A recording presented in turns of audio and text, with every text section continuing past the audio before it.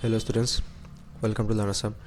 আজিৰ এই ভিডিঅ'ত আমি ক্লাছ 10 ভূগোল অধ্যায় 3 অঞ্চল বা আঞ্চলিক ভূগোলৰ ধাৰণা এইটো চেপ্টাৰৰ কেইটামান ইম্পৰ্টেণ্ট এনচিকিউ ডিছকাছ কৰিম। ব'লা আজি ভিডিঅ'টো ষ্টাৰ্ট কৰোঁ।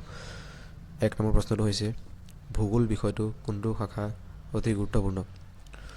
ক আঞ্চলিক ভূগোল, খ মানৱ ভূগোল, গ ইয়াৰ ভিতৰত এটা নহয়। এইটো শুদ্ধ উত্তৰ হ'ব ক আঞ্চলিক ভূগোল। ভূগোল বিষয়টোৰ আঞ্চলিক ভূগোল শাখা অতি গুৰুত্বপূৰ্ণ।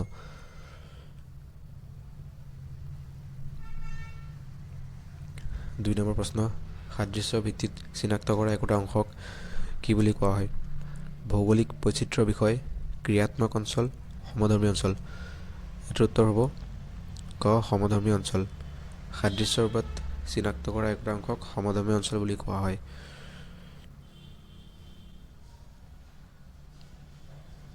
3 নম্বৰ প্ৰশ্ন ক্ৰিয়াত্মক সম্পৰ্কৰ ভিত্তিত চিনাক্ত কৰা অংশক কি বুলি কোৱা হয়? প্ৰাকৃতিক অঞ্চল, ক্ৰিয়াত্মক অঞ্চল, ইয়াৰ ভিতৰত এটাও নহয়। এইটোৰ উত্তৰ হ'ব খ ক্ৰিয়াত্মক অঞ্চল। ক্ৰিয়াত্মক সম্পৰ্কৰ ভিত্তিত চিনাক্ত কৰা অংশক কোৱা হয় ক্ৰিয়াত্মক অঞ্চল।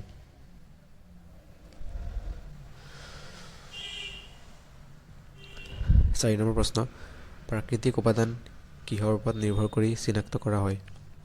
সাদৃশ্যৰ ওপৰত, পানীৰ ওপৰত, ইয়াৰ ভিতৰত এটাও নহয়।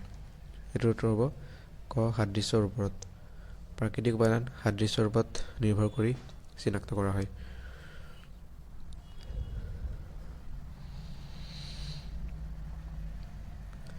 5 নম্বৰ প্ৰশ্ন কেন্দ্ৰীয় স্থানক কেন্দ্ৰ কৰি চিনাক্ত কৰা অঞ্চলক কি বুলি কোৱা হয়?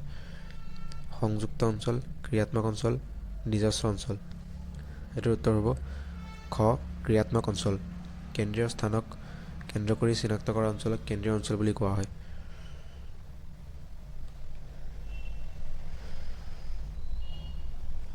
6 নম্বৰ প্ৰশ্ন প্ৰতিখন নগৰেৰে একোটা কি অঞ্চল থাকে? গ্ৰাম্য অঞ্চল, নগৰ অঞ্চল, ক্ৰিয়াত্মক অঞ্চল। এইটোৰ উত্তৰ হ'ব প্ৰতিখন নগৰে একোটা ক্ৰিয়াত্মক অঞ্চল থাকে।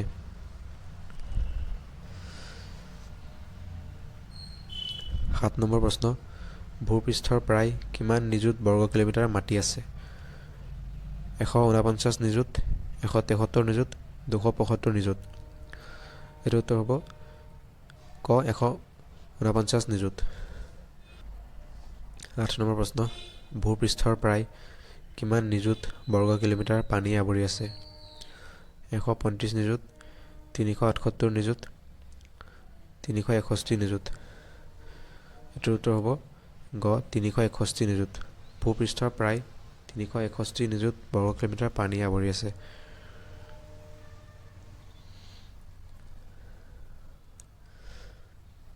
9 নম্বৰ প্ৰশ্ন মহাদেশসমূহৰ ভিতৰত কি মহাদেশ আটাইতকৈ সৰ্ববৃহৎ? এছিয়া মহাদেশ, অষ্ট্ৰেলিয়া মহাদেশ, ইয়াৰ ভিতৰত এটাও নহয়।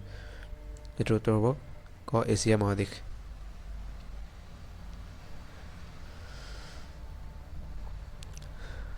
10 নম্বৰ প্ৰশ্ন মহাসাগৰসমূহৰ ভিতৰত কোনখন মহাসাগৰ সৰ্ববৃহৎ? ভাৰত মহাসাগৰ, দক্ষিণ মহাসাগৰ, প্ৰশান্ত মহাসাগৰ। এইটোৰ উত্তৰ হ'ব আমি জানো গ প্ৰশান্ত মহাসাগৰ।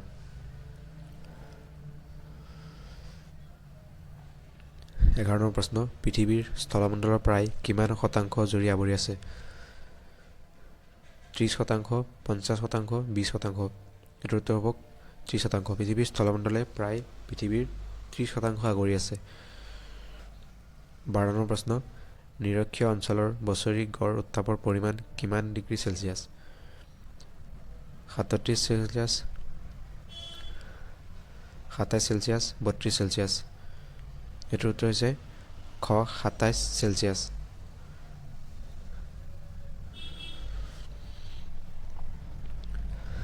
13 নম্বৰ প্ৰশ্ন নিৰক্ষীয় অঞ্চলৰ বছৰি গড় বৃষ্টিপাতৰ পৰিমাণ কিমান চেণ্টিমিটাৰ? 236 centimetre, 300 centimetre, 200 centimetre. এইটোৰ উত্তৰ হৈছে গ 200 চেণ্টিমিটাৰ।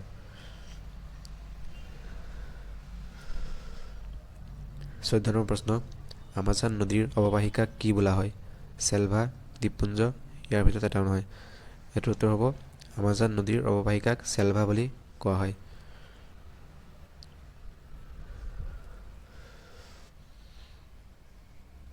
15 নম্বৰ প্ৰশ্ন কংগো অৱবাহিকাত বাস কৰা লোকসকলক কি নামেৰে জনাজাত? কংগো, পিগমি, ফিলিপাইনছৰ। এইটোৰ উত্তৰ হৈছে পিগমি। কংগো অৱবাহিকাত বাস কৰা লোকসকলক পিগমি নামেৰে জনাজাত। 16 নম্বৰ প্ৰশ্ন, গ্ৰীষ্মকাল আৰু শীতকালৰ মাজৰ উত্তাপৰ পাৰ্থক্য কিমান degree Celsius? 15 degree Celsius, 74 degree Celsius, 63 degree Celsius. এইটোৰ উত্তৰ হৈছে 15 ডিগ্ৰী চেলছিয়াছ।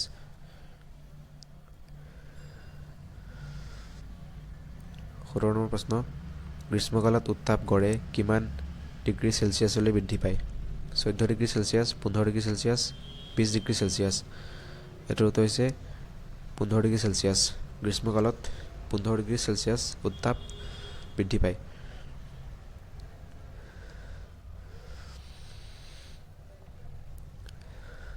18 নম্বৰ প্ৰশ্ন, উত্তৰ মেৰুৰ প্ৰাকৃতিক অঞ্চলটোক কি বুলি জনাজাত? মেৰু অঞ্চল, টুন্দ্ৰা অঞ্চল, প্ৰাকৃতিক অঞ্চল। এইটোৰ উত্তৰ হৈছে টুন্দ্ৰা অঞ্চল। উত্তৰ মেৰুৰ প্ৰাকৃতিক অঞ্চলটোক টুন্দ্ৰা অঞ্চল বুলি জনা যায়।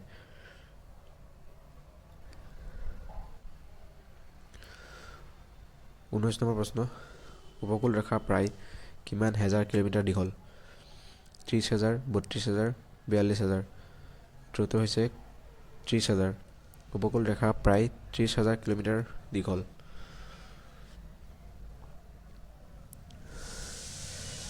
শেষৰ প্ৰশ্নটো হৈছে আফ্ৰিকা মহাদেশৰ প্ৰায় কিমান শতাংশ লোক নগৰবাসী?